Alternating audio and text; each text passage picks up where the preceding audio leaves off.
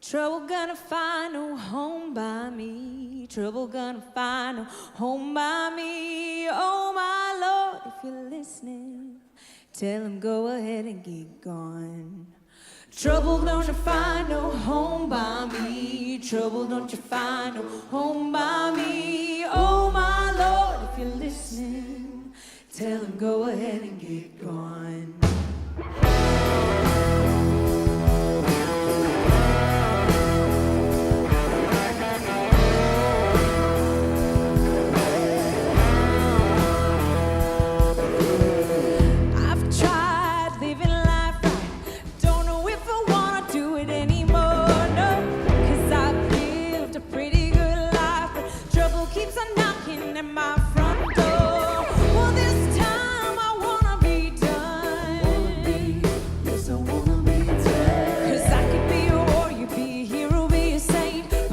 Keeps on blocking my way. Trouble don't you find no home by me. Trouble don't you find no home by me. Oh my Lord, if you're listening, tell him go ahead and get gone. I'm scared of the no. I'm done saying things nice. Now you better back up off of me. 'Cause you're super thin ice, and when it breaks, things are gonna get ugly. 'Cause I'm done, I promise I'm done. Yes, I wanna be done. 'Cause I could be a warrior, be a hero, be a saint, but trouble keeps on blocking my way. Trouble don't you find no home by me. Trouble don't you find no home by me. Oh my Lord, if you're listening, tell them go ahead and get gone.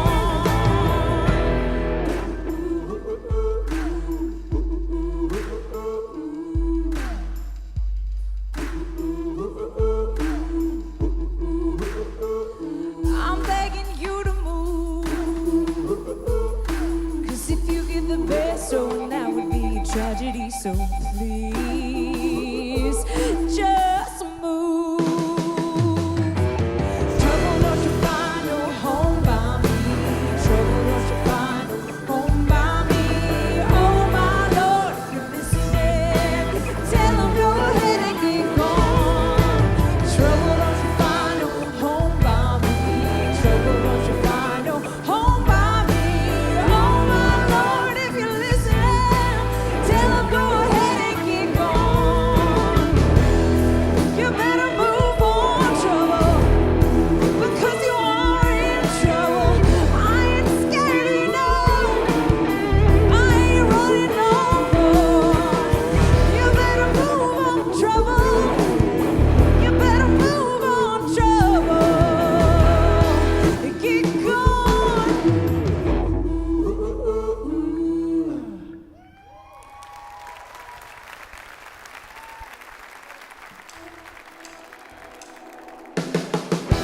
So excited that you're here at LCBC with us today. Why don't you stand and join us? We're going to sing together.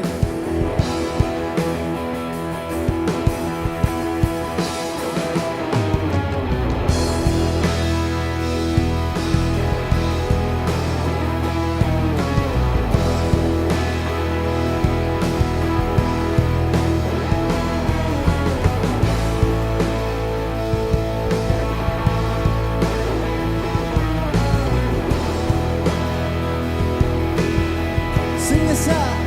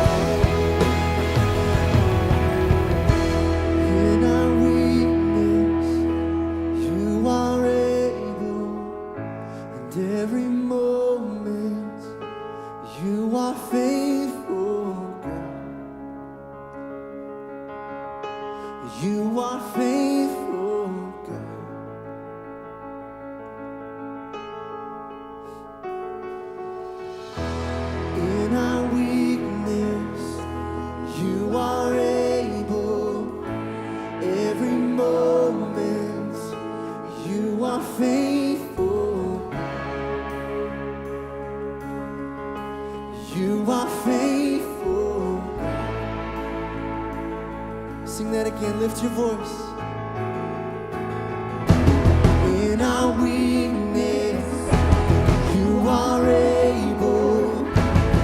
Every moment, you are faithful. You are faithful. You are faithful.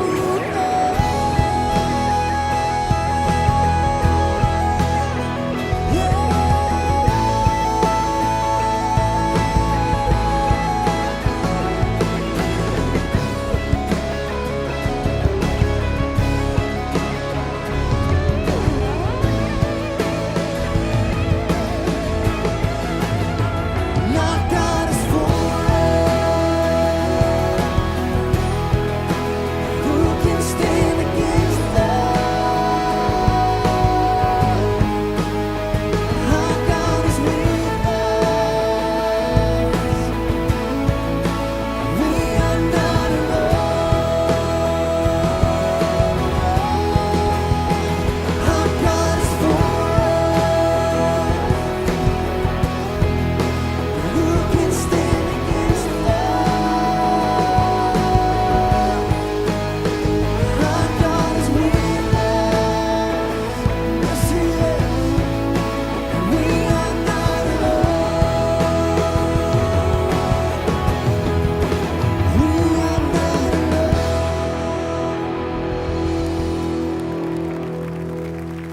I will sing forever of your love. Come down with my hands to heaven. Shout your praises loud. I was lost in darkness when you pulled me out. I will sing forever of your love. Come down.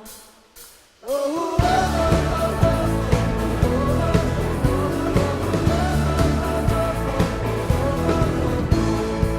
let's get our hands going. I once was blind, I could not see. Chains of sin had shackled me, but God in heaven heard my plea, and Jesus, Jesus rescued me. Oh, Jesus, Jesus rescued me. I will sing forever of your love. Come down with my hands to heaven. Shout your praises loud. I was lost in darkness when you pulled me out. I will sing forever of your love. Come down.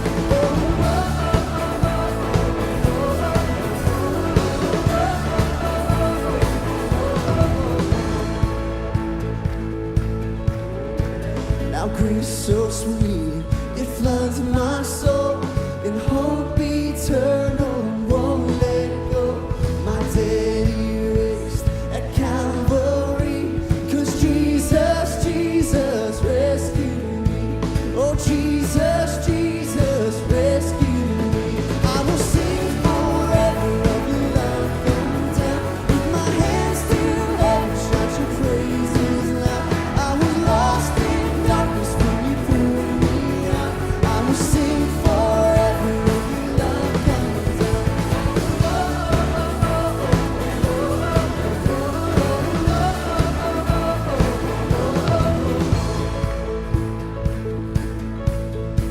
Well, there's a hope beyond the sky, a song we'll sing for all of time. The grave is empty, I am free, 'cause Jesus, Jesus rescued me. Come on! Jesus, Jesus rescued me. Lift your voice.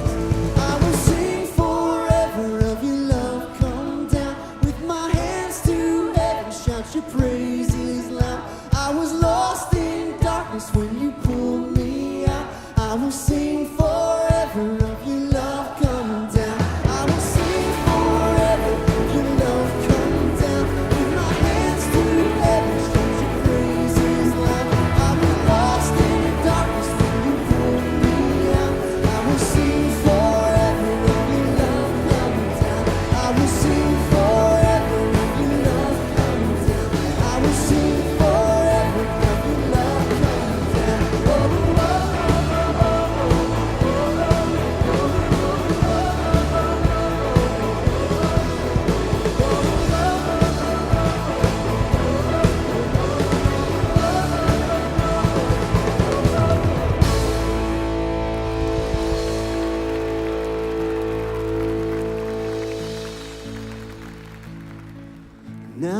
so sweet, it floods my soul, and hope eternal won't let go. My debt erased at Calvary, 'cause Jesus rescued me. Oh, Jesus rescued me.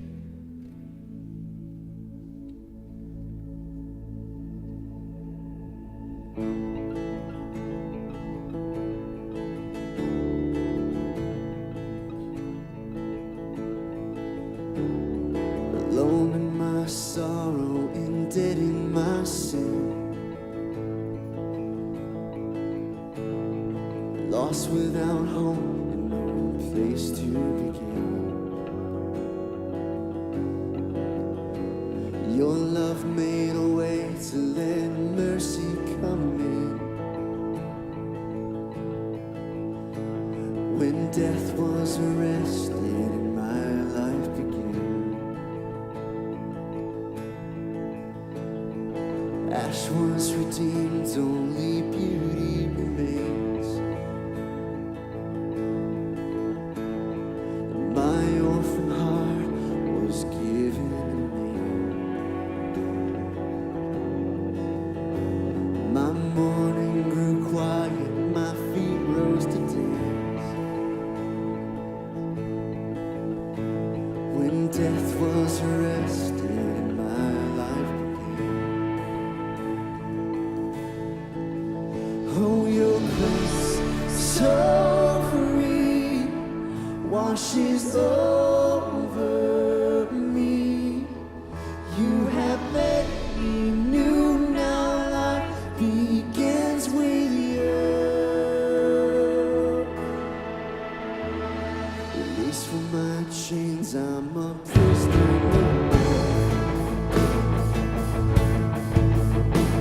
My shame was a ransom, faithfully bought. He canceled my debt and he called me his friend. Oh, when death was arrested and my life began. Oh, your grace so free washes over me. You have made me new, now life begins with you. It's your endless love pouring down on us. You have made us new, now life begins with you.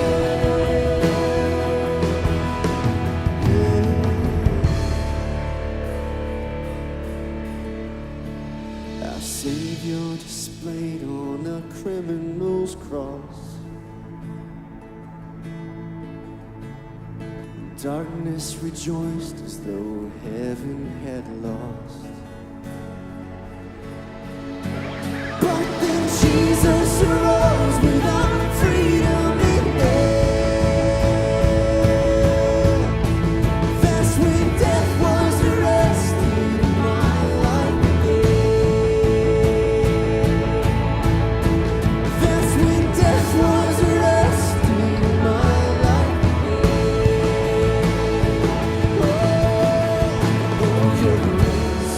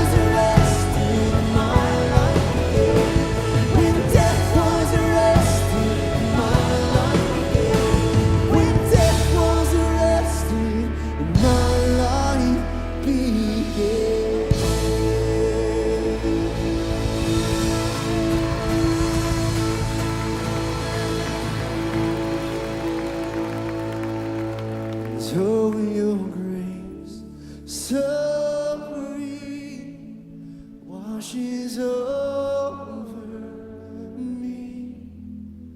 You have made us new now. Life begins with you.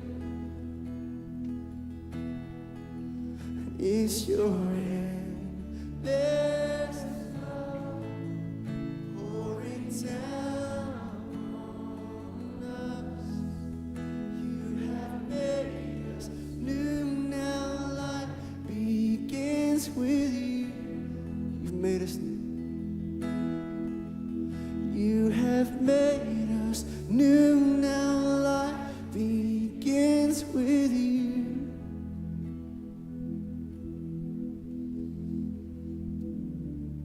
God, thank you so much for the reminder. So many weeks, so many days I wake up and I live as though I haven't been set free, that I've been not been given life, that I live as almost a dead man, somebody who's lost, and I forget all that I have in you, God. All that you tell me I am, you tell me that I'm free, you tell me that you've given me life, you tell me that I'm new. My human nature and my shame creep in and tell me other things. So God, thank you for the fact that you get the final word on that.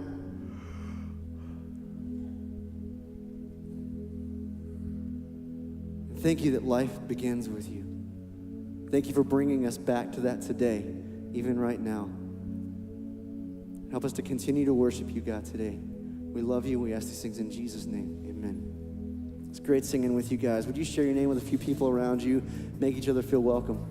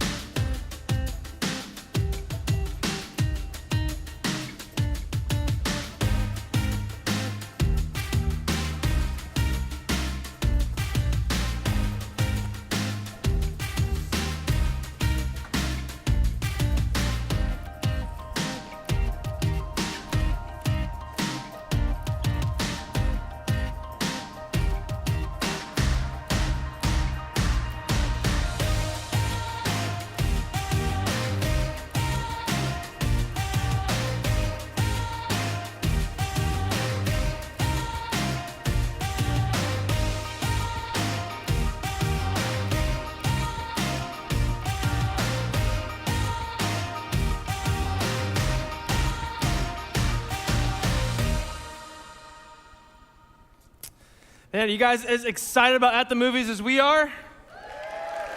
Yeah, for all those reasons, but At the Movies is also a time that we get to be intentional about conversations where movies you've seen and our best life with Jesus collide. We get to start conversations with those that join us, and we hope as the credits roll and the popcorn's done and you walk out of this auditorium after watching a clip of the movie and hearing about some truth that kicks off a conversation for you about a little bit more. So make sure you're thinking about, who do I bring with me? Because At the Movies is best experienced with somebody else. That's why we put these invitations in your program this morning. You can give these out to anybody and we'll get you more. If you run out, trust me, we've got more for you. One of the things my 6-year-old Kai is teaching our family is that when you love something, you tell people about it. And so if we were at your yard sale yesterday, you got invited to his soccer game today. And if you're a dog, you definitely got invited. And so I hope we all take that spirit and do the same thing and say, man, I gotta tell somebody, I gotta bring somebody with me back in July. My name's Kevin Mayhem. I'm one of the pastors here, work with life groups and our campus, and Jonathan McCarthy, our worship pastor, and I, we are doing something a little crazy this spring. We are co-coaching our 6-year-old son's soccer team. And it's fun. It's crazy, actually, but that makes it fun. You know that they've taught me, you know what their favorite day of the year is so far? Jersey Day. When they get their jersey and they put it on, they're like, we belong together. You know that moment? That's one of the reasons we ask you to check in every weekend by name. Let us know you're here, because something about belonging to something is really important to each one of us. I think we all have that attitude. And so use your About You form that you received on the way in. Fill that out, put in the offering basket as it comes down your row. or use the LCBC app. Just check in, let us know you're here at the Manheim campus this morning. Before you put the app down or your About You form, if you've never been to Newcomers, that's another great way to help belong here and understand why we do what we do. And so if you've never been to Newcomers, get to the next one. And the next one is actually right now, but we have the first weekend of August, which will be your next opportunity to sign up for that. So don't leave here and go there. Stick around for this and then come back in August. When the offering baskets come down your row in a minute, that's your opportunity to give to God your tithe and your offering. And whether you do it there in the baskets or lcbcchurch.com like my family or on the LCBC app, offering is just an opportunity to say, God, I trust you with what you've given me and I want to give back to you that way. Lastly, maybe you're thinking about a friend right now. You're like, man, I don't know if they'll really connect or they speak the language of movies, but I want to get them here. And there's an opportunity for you. If they speak the language of leadership, maybe they're a leader in their family, home, business, somewhere in the community. You know, we get in that chaos and daily hustle where we're just trying to make things happen, but we got to pull out every now and then and work on ourselves, because not only do we believe in belonging here, but we believe in becoming our best to influence those around us. And Global Leadership Summit is an opportunity 2 days in August. Let me tell you from my experience, when you get out of that whirlwind, that hustle, and you get into just learning deeper, God shows up and he'll show you something that you need. And I hope you bring somebody with you to GLS. And to learn a little bit more about why, check out the screens.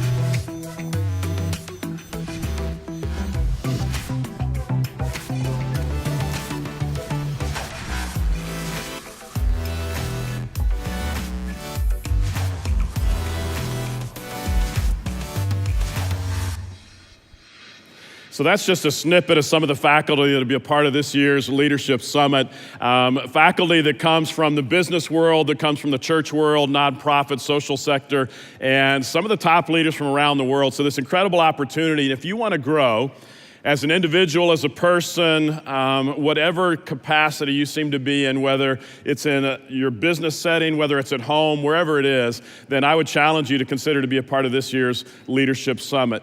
Across 8 of our campuses, we'll be hosting the summit this year. Lancaster City, Waynesboro take it on this year for the first time. So fun to have them aboard. We're expecting about 2,500 of us from LCBC to be part of the summit this year. 400,000 people worldwide, so this kind of real cool opportunity to do something that's much, much bigger than us. And the reason we're telling you about it now, it's in August, but it's a Thursday and a Friday. Means you're probably gonna have to ask off work. My encouragement, invite your boss to come with you. A lot of people actually do that, and then they'll make it a training time or a team building time for their teams. So it's kind of a cool opportunity. You can go to the website, lcbcchurch.com, find out more about the summit, who the other speakers are. I think I'm probably looking forward most to Marcus Buckingham, and he hasn't been a part of the summit faculty for several years, but just a great, great teacher, speaker, motivator, and then I always enjoy Andy Stanley, Bill Hybels, so looking forward to this year's Leadership Summit. So last summer, had opportunity to take a break from things for a while, and on that break, I told you I did a lot of reading. And I decided I wasn't gonna read any more leadership books during that period of time, wasn't gonna read commentaries on the Bible. Instead, I decided to pick up novels and begin reading novels, something that I had never, ever done before. Mainly, well, really exclusively, mysteries, John Grisham novels, and so just devoured those. And during that period of time, also reading a magazine article, came across the name of a woman who had actually written romance novels. That's not what I was reading, but she had written romance novels years ago, and at some point had been introduced to Jesus Christ.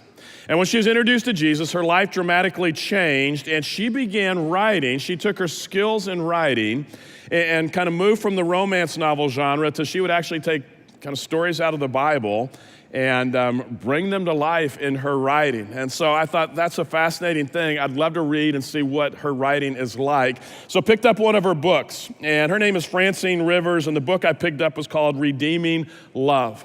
And Redeeming Love is actually a book that's taken right out of the Bible, the biblical book of Hosea. And as I read through this book, I mean, it was captivating. I couldn't put it down and loved reading it. And as I read through it and when I finished it, I thought, you know what? We need to study this book, not this book, but the biblical book of Hosea as a church family. We need to read it and kind of glean from it everything that God has to say from the book of Hosea. So today we begin over the next 4 weeks this series where we're going to dig in to the book of Hosea. We're going to dig into Hosea and the characters of Hosea and kind of go to school on their lives. But we're also going to go into the story of Hosea and say, okay, what part does God play in the story of Hosea? Now, the book of Hosea is actually a book about people whose lives are incredible messes. And all of us can connect with messes. All of us understand what it means to be in a deep, deep mess. And right now, you may be in the middle of a situation where you're so troubled, you don't know how you're going to get out of it. And you're sitting here right now, and you're looking around you, and you're thinking you're the only one that's going through a difficult time. Everybody else seems to have their life together, and you're the only one. And that's what it feels like when we're going through a tough time. But can I just tell you, I mean, odds are, and I know enough of you to know, there's a lot of messes in this room. And odds are you're not the only one. And so we're going to kind of jump into the life of Hosea and the characters in this particular story and see what God has to say about messes. Now, messes come in a lot of different forms. Some of us are going through financial messes where you find yourself in a financial situation. Maybe it's because of debt. Maybe it's because of other things that have happened out of your control. But you look at your life and you go, I don't know how we're going to overcome this financial mess that we're in.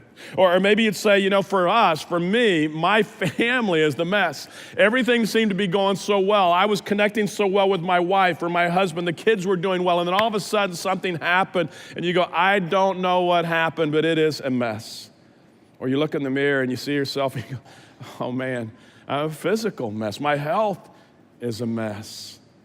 And you find yourself wondering, oh man, what am I going to do? All kinds of messes. Some of you married a mess. And all your friends tried to warn you. They said, you know what, don't go there. He's not going to be what you think he is. And you said, oh, but I can change him. And you ignored him, and all of a sudden you married a mess, and you find yourself in a situation where you say, I don't know what I'm going to be able to do. And so today we're going to jump into the life of a man named Hosea. Hosea's story is incredibly painful, but it's also incredibly beautiful as well. Hosea's story is one that's taken right out of the Bible. It's not a fairy tale. It's real. It happened. It's historical. It's about a man named Hosea and his wife who happens to be named Gomer. And this last Christmas Eve, we kind of touched the tip of the iceberg about Hosea and Gomer. Today and for the next 4 weeks, we're going to dig a little deeper and say, okay, God, kind of show us what you want us to know from these two individuals. So let me ask you to grab a Bible and open it up to the book of Hosea. There should be Bibles around you and all the seats around you on all of our campuses. We'll tell you the page number. It's page 679, page 679. Even if you don't typically open up a Bible, you want to do that today and with us for the next several weeks as we open up and kind of dig into the book of Hosea. There's a famous pastor, commentator that had lived in Philadelphia years ago, and his name was James Boyce. He actually, about this particular story, the story of Hosea, he said it's the second greatest story in the Bible. He said it's that powerful, it's that strong, and so we're going to dig into what he says is the second greatest story in the Bible. I'm going to begin reading Hosea chapter 1, again, page 679, verse 1. The Lord gave this message to Hosea, the son of Beri, during the years when Uzziah, Jotham, Ahaz, and Hezekiah were kings of Judah, and Jeroboam, son of Joash, was king of Israel. Let me stop there. Some of you are saying, David, you've already lost me. All those names, I don't understand them. I don't relate to them. They just sound odd. Why in the world does God put these kind of verses in the Bible? Because every time you pick up the Bible to read it, you come across one of those and you go, I don't know what this is about. And you close the Bible and you stop reading. Let me tell you why they're there and why this one is there. It's there to say this is a true story. It's historical, and he's giving us the context. He's saying here is what was happening in history. Here were all the leaders around Hosea. And so he's saying it's real. And that's why they're there. That's why you read genealogies in the Bible, because God is just saying, I'm just telling you, this is real stuff. It's historical. It's not made up. It's not fabricated. It is real. Now, Hosea is a man that happens to be a prophet. A prophet was somebody that spoke for God. A prophet was somebody that their job was to call back people who had wandered away from God, call back to God people that had been unfaithful to God. And so that was the prophet's job, to call people back to God. But a person didn't choose to become a prophet. No kid dreamed all of his life about becoming a prophet of God. You couldn't raise your hand and volunteer to be a prophet. Instead, God would pick somebody out of a crowd for reasons only God knows, and he would ask them to be his mouthpiece, to speak on his behalf. And it was a tough and it was a thankless job.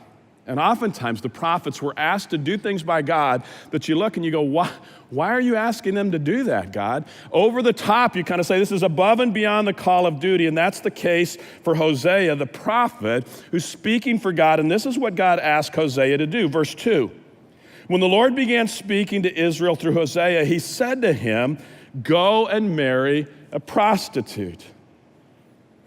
Just what every man wants to hear. Go and marry a prostitute. And I want you to marry a woman, God says, who one day is going to be unfaithful to you, who one day is going to be promiscuous, who one day is actually going to be a prostitute. More than likely, that wasn't her condition at the time that he married her, but God says, but this is what she will become down the road, a wife that's going to be characterized by unfaithfulness. And so God says to him, look, go and take a wife who will prove to be unfaithful. And I look at this and I go, God, why would you ask somebody to do that? It goes against everything inside of me, everything that I know about you, God. Why would you ask for this? Now, what's interesting is God oftentimes will ask prophets to do things that are a little bit, we would say, bizarre, things that seem like they're over the top. There was another prophet of God. His name was Isaiah. God asked him to do something incredibly bizarre as well. This is what God asked him to do. He says, take off the burlap you've been wearing, remove your sandals. Isaiah did as he was told, and he walked around naked and barefoot, stripped off. God said, I want you to take off your clothes, your shoes, and I want you to walk around naked and barefoot. Now, for me, I don't know what would be worse. My feet I can hardly walk across a lawn. I can hardly walk across carpet sometimes. And so I don't know what would be worse, but God says, I want you to strip down. And some commentators try to clean up the story and say, well, he had on his undergarments, but I don't know. God says, I want you to strip down. God goes on. Then the Lord said, my servant Isaiah has been walking around naked and barefoot for the last 3 years. So this isn't like take off your clothes and streak through the center of town and then put them back on real quick. He says, I want you to strip down, walk around naked and barefoot for 3 years. You go, God, what in the world are you thinking here? Why would you say this to this man? And so God goes on. He says, this is why I want you to do it. It's a sign, it's a symbol of the terrible troubles that I will bring on Egypt and Ethiopia.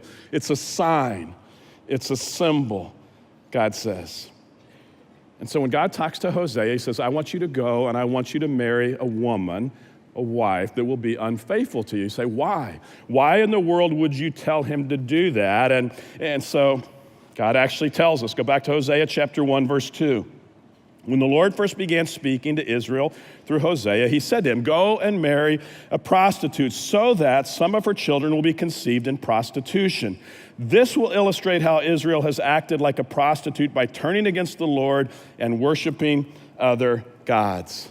He says, this is going to be a sign. This is going to be an object lesson. This is going to show people how they've been unfaithful to me. Now remember, this is before television. It's before any kind of social media. They didn't even have books to read back then. So God has to find a way to get his message out to the people. And so he does some bizarre things. And in this case, he says, look, just go and marry somebody that's not going to be faithful to you. But he's got to get his message out. And so he's doing what he can to do that. Now, when I was a kid growing up in church, we would do some things that now you look back and you go, that's kind of odd. But we would do things to try to get the message out to people about God. When I was young, one of the things I remember, seemed like it always happened around Christmas time. One of the things I remember is every Christmas for several years, we would do this thing we called the living Christmas tree. And if you grew up around church, maybe you've been a part of that. But the men of the church would build this giant wooden Christmas tree as big as they could make it. And then everybody that sang in the choir would get up in that Christmas tree with candles and they would sing songs. And we thought that was the coolest thing in the world. And looking back, I go, I don't know, maybe it was, maybe it wasn't. But back then we thought it was incredible. But the message, we were saying, we just need to get the message of God out. And then after a while, the living Christmas tree went away. And then we kind of did this thing we called the road to Bethlehem.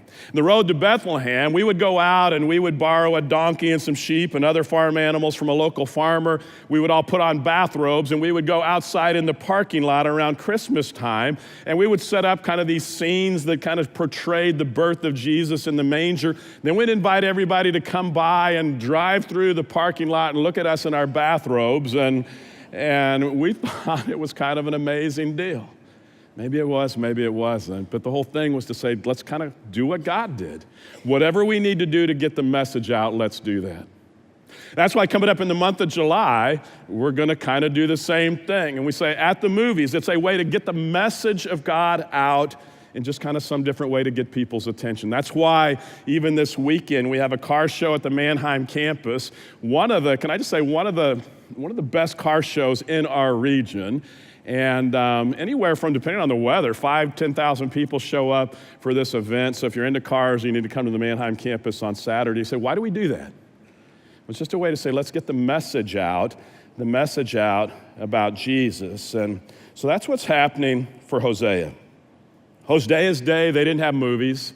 They didn't have singing Christmas trees. They were all wearing bathrobes back then.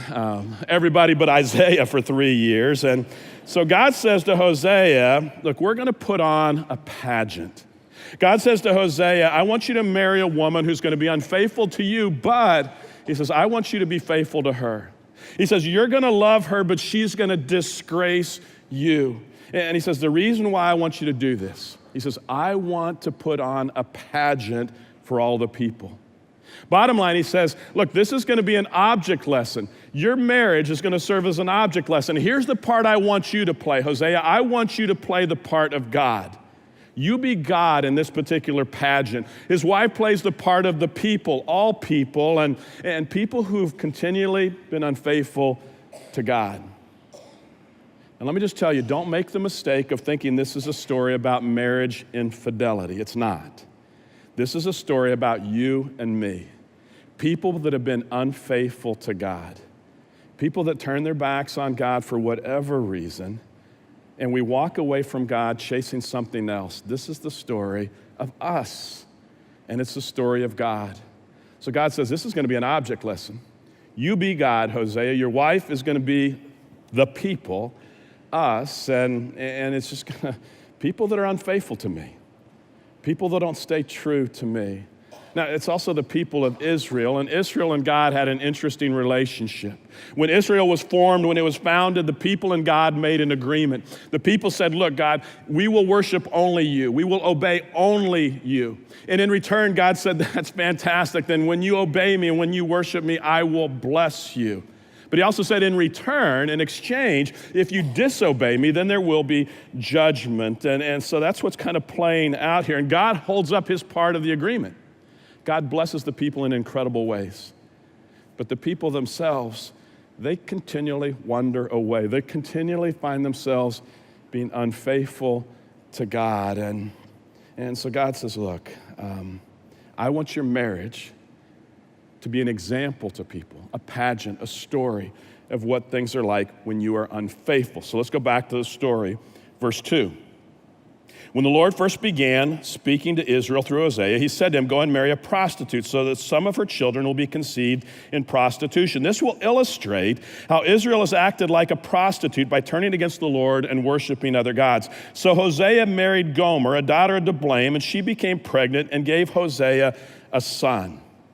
Now, looking on the outside of this couple's marriage, you would say everything at the moment looks good. They're about to have a baby, and so wedding showers are being thrown, and they're decorating the baby's room, and everybody's excited. They're happy. They're dreaming about the future. They don't just have one. They have 3 children, another son and a daughter, and we're going to come back to those children in several weeks. But on the outside, everything looks fine. And you think, there's no problems here. And if you'd have met them, you'd have thought, what a lovely couple. What an amazing little family. But then we find out everything isn't so good. Then we find out Hosea and Gomer, their family, they're a mess. And can I just say, churches are full of messes. And we are so good at looking good on the outside. We're so good at kind of covering things up. On the inside, everything's falling apart. And again, my guess is right now, row after row after row, I know you. And there are people that are just in deep, deep messes. And so God says, look, I want you to be an example to people whose lives are a mess. So for Hosea and Gomer, things are beginning to unravel. Very quickly they unravel, so much so that Hosea says what we would never imagine him to say. Go to chapter 2, verse 2. Chapter 2, verse 2. This is what Hosea says. Now bring charges against your mother, for she is no longer my wife. I am no longer her husband. He's saying about my wife Gomer, she's not my wife anymore. And you say, why in the world? Why? I thought everything was good. On the outside, everything looks so good. Why? I thought it was the perfect marriage. And then he goes on, tell her to remove the prostitute's makeup from her face, the clothing that exposes her breast. Apparently the very thing God said she would become, she did. And all of a sudden Hosea's worst nightmares are found to be real. Verse 5, their mother's a shameless prostitute and became pregnant in a shameful way.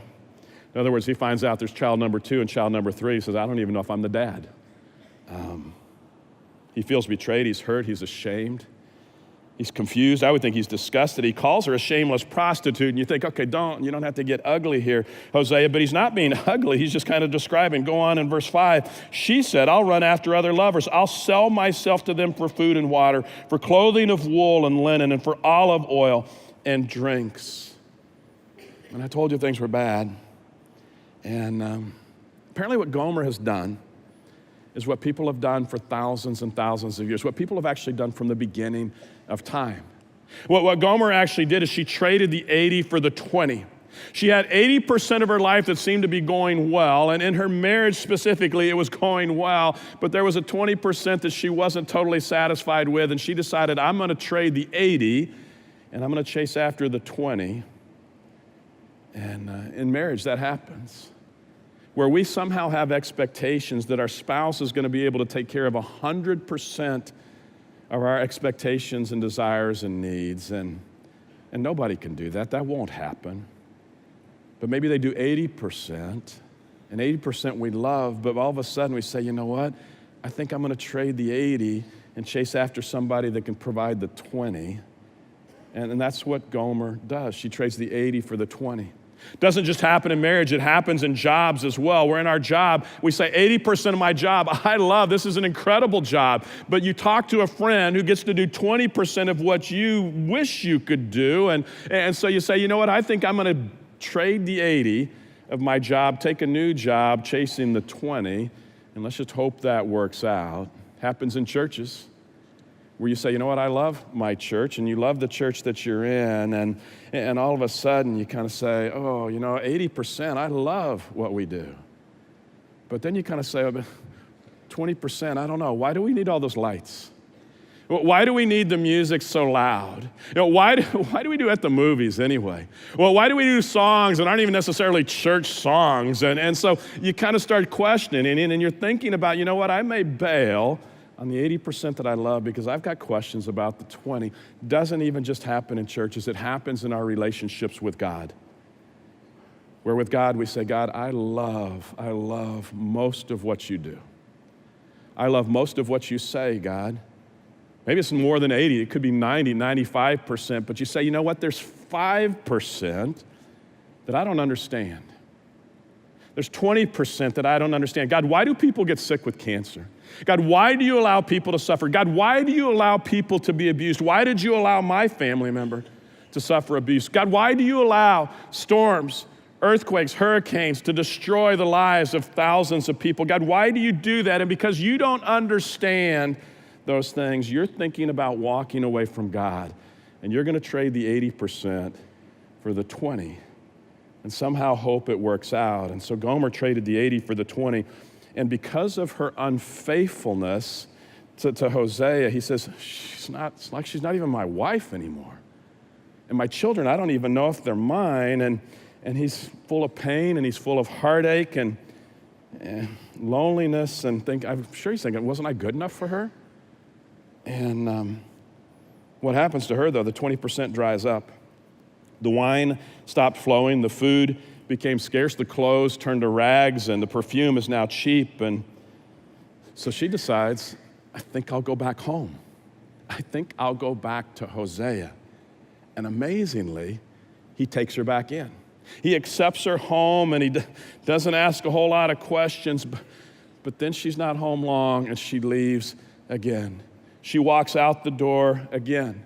This is what Hosea says. She put on her earrings and jewels, went out to look for her lovers, but forgot all about me. And again, you hear the pain in his voice. As he says this, you can just sense, what a fool I've been. What in the world was I thinking taking her back? And if he were to ask anybody for advice, everybody would say, you don't want to go chasing after her. You don't want to go looking for her. And if she comes back, you don't want to take her back. You've given her more chances than she deserves. What are you waiting for? Go on with your life. But instead of taking that advice, this is what Hosea actually says. Chapter 2, verse 14. Says, I'll win her back once again. I'll lead her into the desert and speak tenderly to her there. I'll return her vineyards to her and transform the valley of trouble into a gateway of hope. Stop right there. He says, look, this is what I'm going to do. In spite of everybody telling me to walk away, this is what I'm going to do with her. I'm going to win her back once again. I'm going to do the things that we did when we first met, when she first fell in love with me. I'm going to lead her into the desert, speak tenderly to her there. He's wooing her back and saying, I'm going to win her back love to myself. And then I will transform the valley of Achor, or Achor means trouble, the valley of trouble, her valley of trouble, into a door of hope. He says, I'm going to do this incredible thing where all of the trouble that she's in and everything that the mess she's made of her life, I'm going to transform that valley of trouble into a door of hope. That's going to be her escape. That's going to be the thing that transforms her life. And some of us know what it's like to be in the valley of Achor. Some of us know what it's like to be in the valley of trouble, where you say, nothing but trouble in my life, nothing but pain, mess after mess, the hurt, the shame, the guilt that I feel, almost too much to bear. It feels like you're just slowly dying. And if you could honestly say what you feel, you say, sometimes I wish I could just crawl into a corner and die, because you're deep into the valley of Achor. And Hosea says, I want to turn the valley of trouble into a door of hope. Now remember, this is a story, a true story, but God says it's about him as well. It's about God. And I love what goes on and happens here. Let's keep reading, verse 16. She'll give herself to me there as she did long ago when she was young, when I freed her from her captivity in Egypt. When the day comes, says the Lord, you will call me my husband instead of my master. He says, what I want to happen is that at some point you go from calling me master, you go to calling me husband. And what God is saying is, in the midst of our pain, in the midst of our hurt, what he's looking for from us isn't religion, it's not rituals, it's not rules, but what he's looking for is a relationship that is so intimate that he says, not master, but husband. That's what he's looking. It's about a relationship. It's not about a religion. And he says, this is the goal for me, God says. I want you to come to the point, he wants us to come to the point of calling him husband, of having that kind of relationship with him. And in this story, you begin to see the intensity of God. And we begin to see the intensity of God and what he's looking for from us. And it's passionate, and it's even sensual, and all of it is just kind of saying it's a relationship. Don't get confused. It's a relationship. And so Gomer is out running around. Hosea decides to go out and find his wife one more time. His friends must have scoffed at him. His family must have said, if you go looking for her, you're on your own this time. We're not watching the kids anymore. You're on your own. Find somebody else to take care of the kids. We're done. You're a fool, Hosea. But this is what Hosea does, chapter 3, verse 1. Then the Lord said to me, go and love your wife again, even though she commits adultery with another lover. God says, I want you to go out and I want you to find her again, even though she's been unfaithful to you. Go out and find her again. And then he goes on. Why? This will illustrate that God still loves Israel, even though the people have turned to other gods and love to worship them. Hosea, go out and find Gomer one more time, just to show people, us, that that's the way God operates. He wants this relationship with us, and he keeps calling us back again and again and again. What God wants us to hear from the story, the life, the example of Hosea and Gomer is that there's always hope with him. Always hope with God. And now this story takes place 700 years before the birth of Jesus. And God shares the story with us so that we can get a sense of what God is like, so we can begin to understand who God is, so we can know that he can deal with any situation, that we can never wander too far away from him, that no matter where we've wandered to, no matter what we've done, he will call us back. And he's inviting us to come back because he wants a relationship. It's not about the rules. It's not about the rituals. It's all about a relationship with him. And so 700 years after Hosea and Gomer, God actually demonstrates his love again. He comes into the world himself in the form of a man named Jesus. And Jesus comes into the world to say, you know what? I'm calling you back. I'll take care of your messes. I'll take care of your sin, whatever you're in, whatever you've done, your mess. And he says, I'll take care of it. And you find yourself in a situation right now and you go, I don't know what I'm going to do. I don't know how I can get out of this situation. I don't know if there's any hope at all. You're in the valley of Achor. You're in the valley of trouble. And remember, God says, I want to turn your valley of trouble into a door of hope. And so this is what Jesus, when he walked the earth, he said he will do for you and he will do for me. John chapter 12, he said this, I am the light of the world. Jesus said, I'm the light of the world. In other words, I can show you a way forward. I can show you a way out of the valley of Achor, the valley of trouble. And what it means really is you've created this mess in your life. You got yourself into a situation. It's a dark place and you need a light, some way out. And Jesus is saying, I am the light of the world. He goes on, he says, I'm the light of the world. And if you will follow me, and if I could be honest for just a moment, the messes you're in, the trouble you're in right now, the valley of Achor that you're in, you didn't probably get into that valley because you were following Jesus. You got into it because somehow you decided you were going to ignore your conscience. You decided to ignore wise advice. If you grew up in church, you decided you're going to ignore what you were taught was right when you were a kid. In fact, you talked yourself in to the situation you're in right now. You talked yourself into one of the worst decisions you've ever made in your life, and you knew you were doing the wrong thing, but you said, you know what, I'm going to chase this anyway. And so Jesus says, look, I'm the light of the world, and if you will follow me, and it's kind of a nice way of saying, since you weren't following me when you got into this mess, if you will follow me now, then I will get you out. So the whole statement of Jesus, I'm the light of the world. If you follow me, you won't have to walk in darkness because I will be your light that leads to life. Jesus says, come on, follow me. Whatever you've been running to, whatever you traded the 80, the 90, the 95 for, whatever you've been chasing after, he says, you don't have to chase it anymore. It's not going to do what you think it's going to do for you, and you don't have to give up the 80 for the 20. He says, just follow me. And he says, however far you've run, whatever you've done, he says, I will take you back. And see, there's so many different lights that we can follow, and Jesus says, I'm the light that will get you out of the valley of trouble. I'm the light that will get you out of the situation that you're in right now. And so as we were getting ready for this series, specifically even today's talk, Matt Goss, who leads all of our worship pastors, leaders here at LCBC, he came to me with a song about a month ago, and he said, I found a song that I think is perfect for the story of Hosea and Gomer. It's a song that you'll recognize as soon as you hear it. And when he first told me the name of the song, I thought, oh no, I don't know that that's going to work. But then we looked at the words, And it's amazing. It describes perfectly the relationship between Gomer and Hosea. And can I suggest that it also describes perfectly the relationship between God and us, between God and you, between God and me. Because what happens so often for me is I have the 80, sometimes 90, 95%, but I keep chasing after that 5, the other 10%. And every single time I chase and it disappoints, God brings me back. He welcomes me back, open arms, takes me again and again and again. And I stand back and go, why? Why do I chase after that other percent? And then bigger than that, why does God keep taking me back? But he does, again and again. And you find yourself running from God, and you're chasing after something else.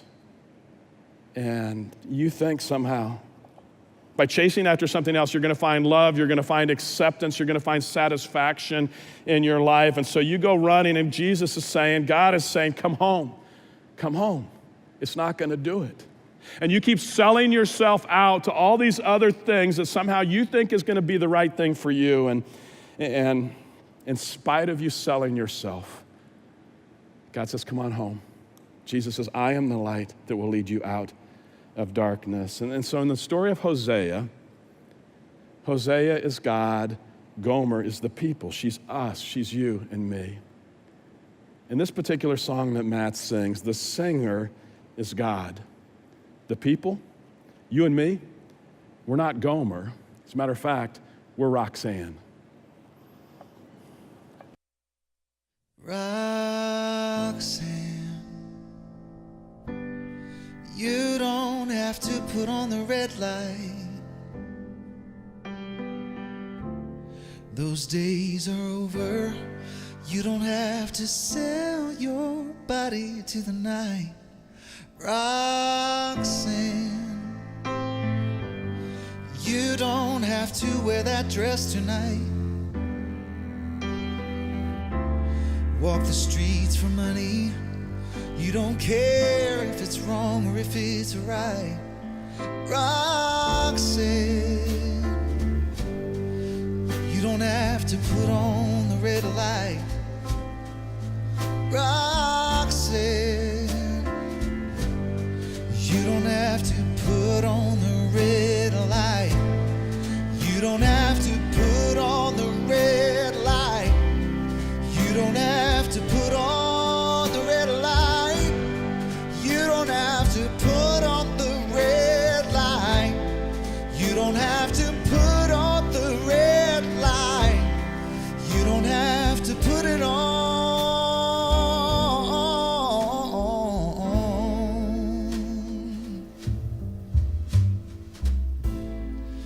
I loved you since I knew you. I wouldn't talk down to you. I have to tell you just how I feel. I won't share you with another boy. You know my mind is made up, so put away your makeup. Told you once, I won't tell you again. It's a bad, bad way. Roxanne, you don't have to put on the red light. Roxanne, you don't have to put on the red light. You don't have to put on the red light. You don't have to put on the red light. You don't have to put on the red light. You don't have to put on the red light. You don't have to put on the red light. Oh, Roxanne, you don't have to put on the red light. Those days are over. You don't have to sell your body to the night.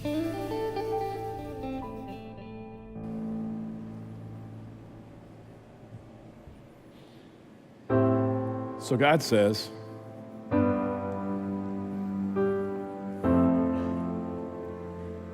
whatever you've been selling out to, whatever you've traded him for, he says, you don't have to do that. He says, it's just going to end up in trouble. You'll be in the valley of trouble. It doesn't work. He says, I will be the light.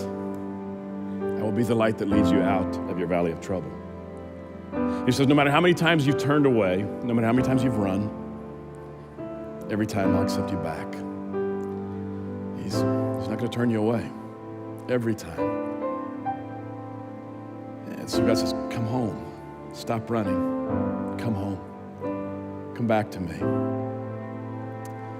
If you would like to pray with somebody today when the gathering is done, and actually every single weekend when our gatherings are done, to my right, to your left, on all of our campuses, always somebody there that will be more than happy to pray with you. Maybe you just had a crummy week and you want to pray with somebody, then they'd love to pray with you. So what you need to understand about God, he says, I accept you as you are because I love you unconditionally.